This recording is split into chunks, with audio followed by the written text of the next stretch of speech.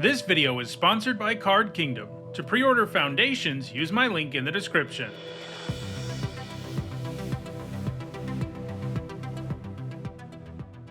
Hi everyone, I'm Hone, and it's time for my Magic Foundations Archetype Guide. Over the last several days, I've given you my thoughts on every individual card in the set, and as usual, I like to cap off the set review with an Archetype Guide where we take a look at each of the format's color pairs and discuss those internal synergies. This is not a video where I'm going to talk about the straight up best cards in the set, like the best removal or the biggest bombs, unless they happen to have some synergy within a particular color pair. Instead, the focus here is on those color pairs themselves and cards that are particularly well suited to each of them.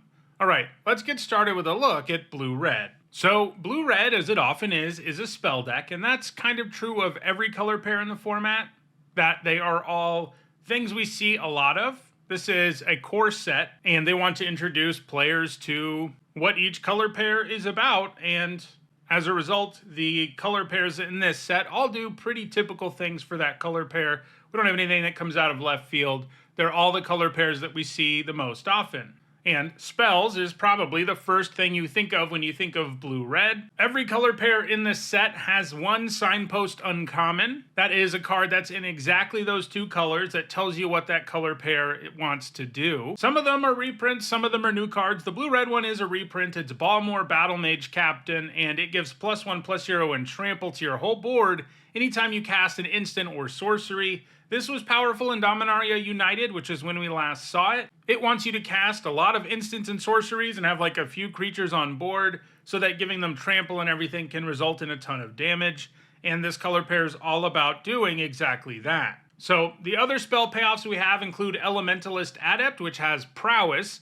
Notably, Balmor only triggers on instants and sorceries, while the cards with Prowess and a few other cards in the set say non-creature spell. So that is one thing that I don't love that they did in terms of design, especially for new players, that these abilities aren't all the same. They don't all key off of the same thing. So keep that in mind when you're calculating damage. Something you have to do a lot of in this particular kind of deck. But they do both like instants and sorceries. Inspiration from Beyond, I feel like this is more intended for slower decks in the format. This Blue-Red deck I think is like a tempo aggro style spell deck. And Inspiration from Beyond isn't really that, but it does like instants and sorceries. It lets you get them back from the graveyard. Lightshell Duo, another card with Prowess. Micromancer can only tutor up one mana value instants or sorceries, but there's some good ones in the set. Burst Lightning, the most notable one that you'll want to grab in this color pair. And this is the color pair where you'll most frequently have a card you can grab. You do need at least 2 instants and sorceries that can tutor up for it to be worth playing, but when you have them, it's pretty good. We've got Mocking Sprite, which makes instants and sorceries cheaper. Tolarian Terror, if Dominaria United, where Balmor also was any indication, this is going to be like the key card for most spell decks. And that's because you can cast a bunch of cheap spells, draw spells, cantrips, cheap removal, and then slam a terror or 2 on the board. And they tend to take over the game. And if Balmor's in play, giving them trample is also on the table. So keep an eye on Tolarian Terror. Of all of these, it's the one that you kind of want the most, other than, the signpost uncommon. We've also got Firebrand Archer, which also keys off of non-creature spells more broadly, and it deals 1 damage to each opponent. Fire Spitter Whelp does the same thing, also does it for dragons. Heartfire Immolator has Prowess, and Crackling Cyclops gets +3/+0 from non-creature spells. Rares that are well suited to this deck include Thousand Year Storm.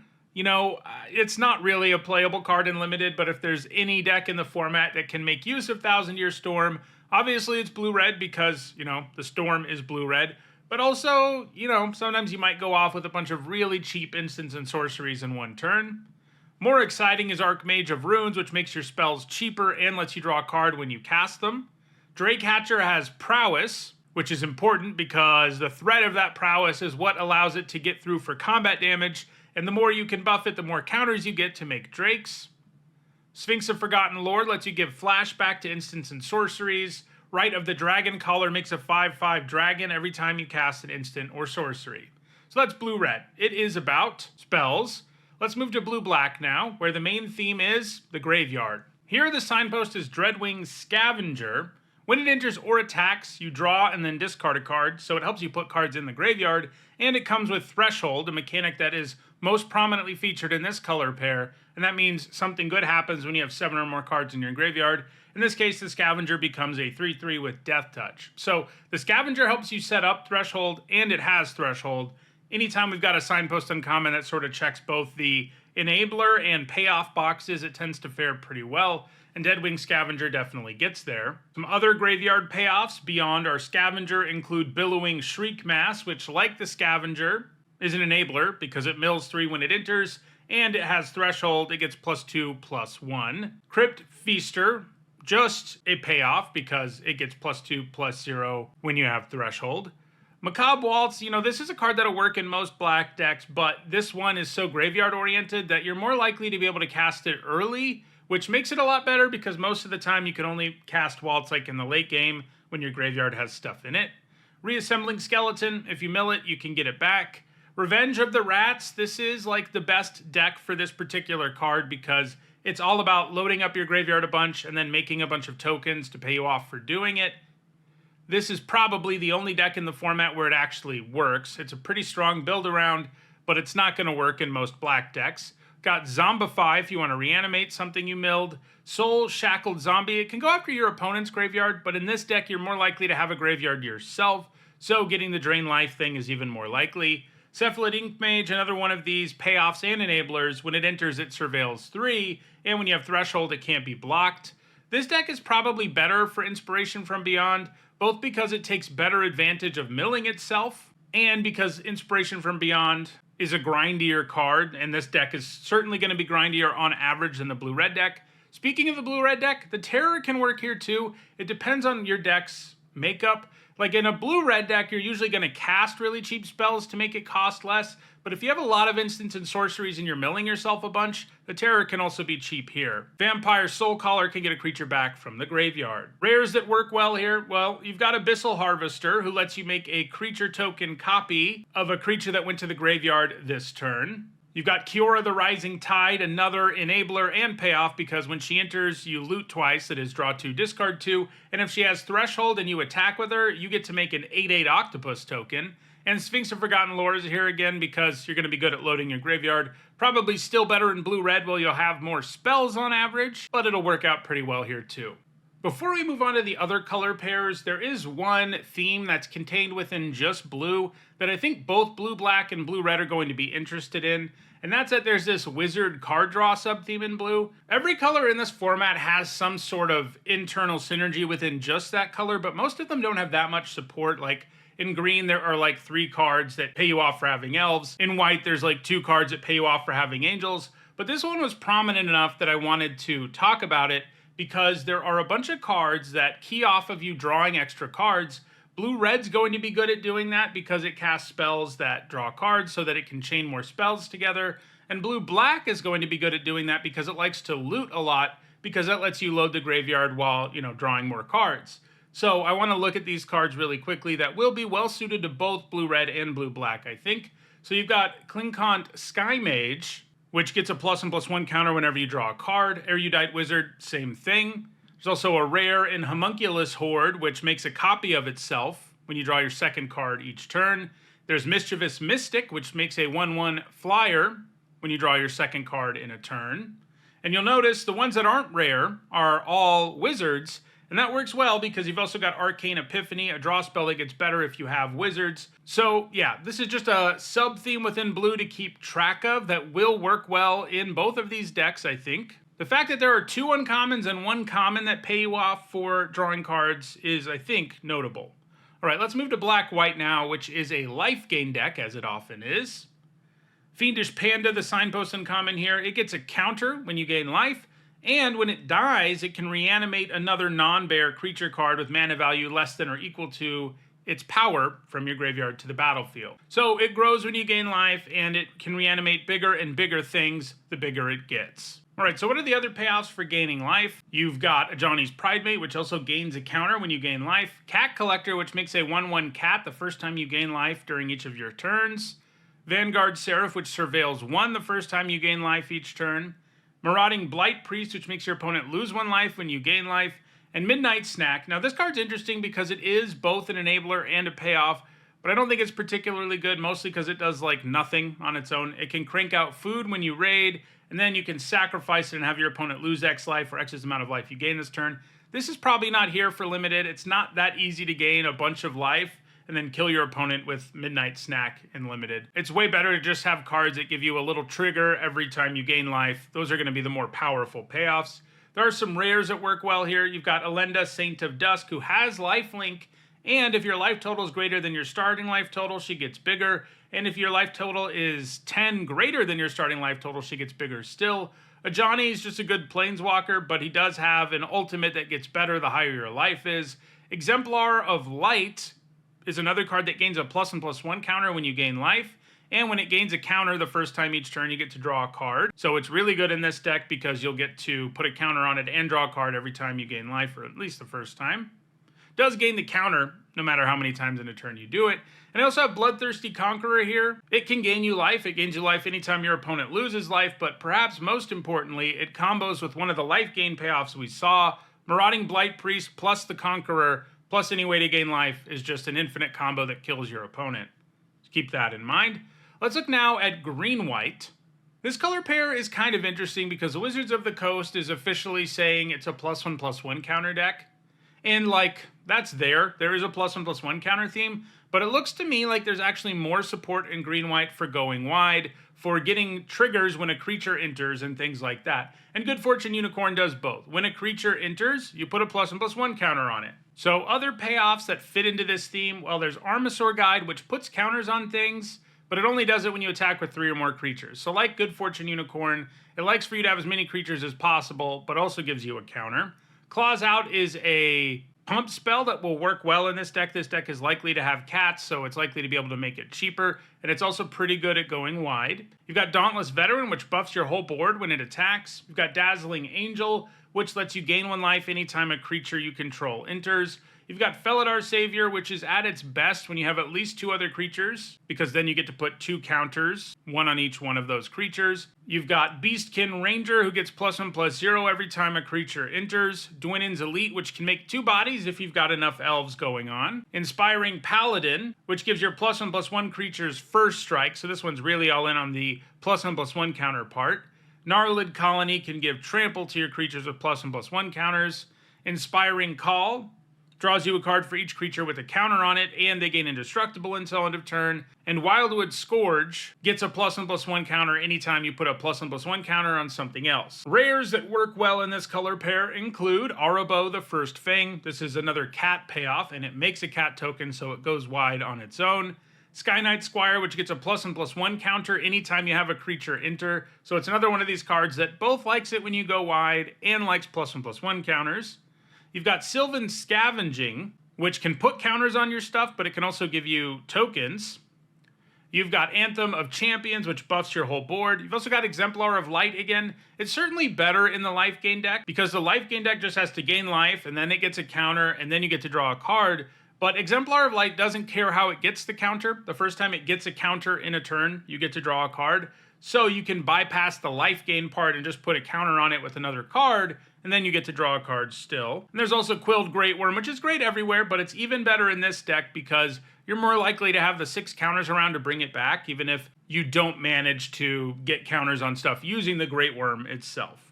Let's move now to red-green, where the focus is on high power and generally for more power. Here our signpost uncommon is Ruby Daring Tracker, who becomes a 3/4 when you have a creature with power 4 or greater. She can also tap for mana, and she has haste. Payoffs include Ruby, but also Courageous Goblin, which attacks as a 3/2 menace if you have a creature with power 4 or greater. Bulk Up, which gets more potent the higher your creature's power is. Bite Down and all other green removal spells that care about creature power are going to be extra good in this deck because you're going to have multiple reasons to have high power creatures. There's also Garruk's Uprising, which is a card I don't love, but obviously this is the deck for it because it draws you cards when things with 4 or more power come into play, or if you already have one in play when Uprising enters, and it gives your stuff trample. The reason I don't like it is it's another one of these cards that doesn't actually do anything on its own. Like, if it were on a 3/3 creature, that would be like an amazing card, but when it's just the enchantment, it is substantially worse. You've got Nessian Hornbeetle, which gains a counter at the beginning of combat on your turn if you have a creature with power 4 or greater. Rares that work well here include Ashroot Animist, who buffs things equal to its power, Flamewake Phoenix, which can come back from your graveyard for 1 red mana if you have a creature with power 4 or greater, Galta Primal Hunger, which gets cheaper the higher power creatures you have in play, and Sylvan Scavenging, which, if you have a creature with power 4 or greater, is more flexible because you can choose to get a counter or a raccoon. Let's move to Black-Red now, which is built around the raid mechanic. This means if you attack this turn, something good happens for you. So obviously, that's an aggro deck, right? And Perforating Artist's raid trigger makes each opponent lose 3 life unless they sacrifice a non-land permanent of their choice or discard a card. That's the kind of trigger that's not very scary the first time, but once you can do it multiple times, it starts to become a pretty big problem for your opponent.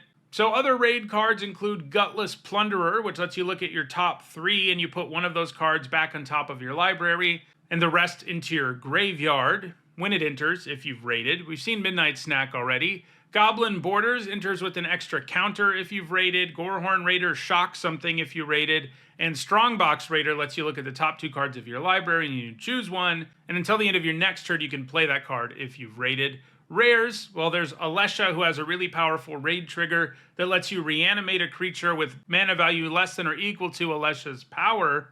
And Alesha gets a counter every time she attacks, and she has first strike, so she's good at triggering raid too. And Sear Slicer Goblin gives you a 1/1 goblin at your instep if you've raided in your turn. Black-Green is about Morbid. This mechanic is kind of famously underpowered, only in the sense that I think a lot of people look at Morbid and they think they'll be able to trigger it at will, basically. And it's never quite that easy. Don't expect to trigger Morbid cards every single turn. We've seen this mechanic tons and tons over the years, and every single card with it is worse than it looks at first. Obviously enough, having stuff die and getting value out of it can be a powerful thing. Wardens of the Cycle triggers at your instep, and if something died, you either get to draw a card and lose a life or gain 2 life. The best Morbid cards are the ones that, even if you only trigger it once, feels pretty good, and that is what Wardens of the Cycle has going on here. Drawing a card and losing a life is going to be really good. Other Morbid payoffs you have are Tragic Banshee, which does -13/-13 to a creature instead of -1/-1 if something has died. I have Vampire Gourmand here because everything that's a sacrifice effect in the format is perhaps the way you have the most control over triggering Morbid. Casting Removal works too, but that's not usually nearly as repeatable. But Vampire Gourmand is, you sack a creature, it becomes unblockable, you even get to draw a card. So that setting up Morbid is pretty powerful. Vengeful Bloodwitch doesn't say Morbid, but it likes it when your creatures die. It drains your opponent 1 life. Cackling Prowler gets a +1/+1 counter at the beginning of your instep if something died. And Needletooth Pack puts 2 +1/+1 counters on a creature at the beginning of your instep if something died. Rares that work well here include Abyssal Harvester, who we've seen before, but like Morbid, it really likes it when a creature is dying regularly because that way you're more likely to have a powerful creature to make a token copy of. High Society Hunter helps you set up Morbid because you can sack a creature when it attacks, and if you do, it gets a counter, and it likes it when creatures die because you get to draw a card. And Spinner of Souls also likes it when your non-token creatures die because it lets you reveal cards until you hit a creature card and you put that card into your hand. So that's Black-Green. It's about stuff dying. Blue-Green is all about lands. Tatyova Benthic Druid is a signpost uncommon here. She was crazy strong in Dominaria, one of the strongest signpost uncommons we've ever seen. That landfall trigger is legit. Anytime a land enters on your side, you gain a life and draw a card. The combination's great because it helps you live longer because of the life gain, and because you're living longer, you're more likely to be able to take advantage of the cards you're drawing. One of the great things about landfall is that it makes top decking a lot less painful. Like, if you have Tatyova in play and you draw a land in the late game, you're not going to be nearly as mad as you are in basically every other deck. In addition to Tatyova, some other landfall cards we've got include Grappling Kraken, which lets you tap and stun something with landfall, Elfsworn Giant, which lets you make a 1/1 Elf Warrior token when you trigger landfall, and Adventuring Gear, which gives the equipped creature +2/+2 with landfall. I do also want to note that this is a ramp deck. Any card that lets you trigger landfall more than once in a turn, including ramp spells, are going to become extra good in this style of deck because you get stuff just for having lands enter. So having ramp spells in your deck is really good. Evolving Wilds is even really good, and that's in the format too. Rares that work well here include Loot Exuberant Explorer, who can let you get additional land drops in a turn, and has a powerful activated ability that'll let you play a creature from your top 6 every time you use it, and Mossborn Hydra, which comes with a landfall trigger that doubles the number of counters on it.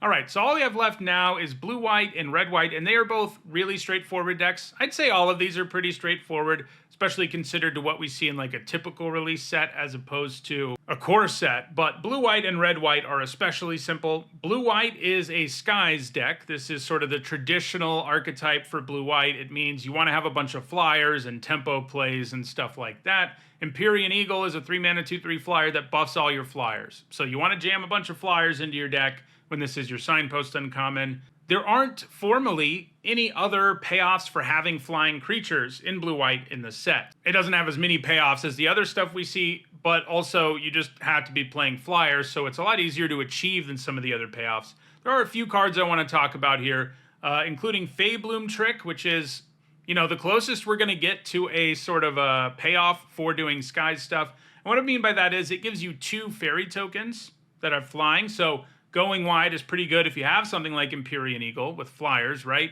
But also, you can tap down your opponent's like only flyer or only reach creature with it, which is often a play that's really powerful in blue-white decks, and then, you know, attack with a bunch of flyers on your turn. Mischievous Mystic we saw before. It's also a way to go wide with tokens. And I also want to mention Youthful Valkyrie. This probably is the ideal deck for it because it's an angel payoff.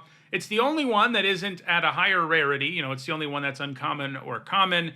And you're pretty likely to have more incentive to play angels in this deck than others because, you know, they have flying.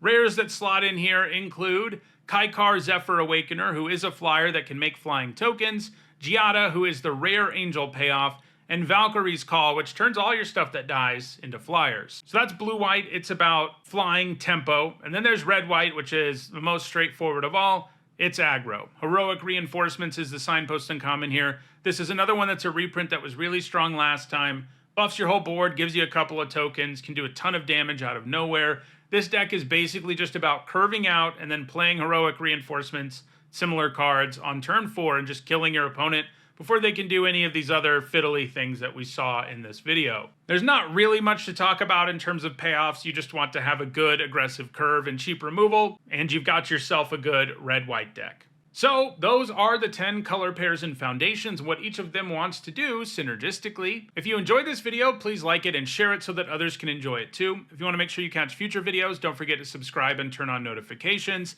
And if you want to check out my set review for this format, you should see a playlist on your screen shortly. Thanks for watching.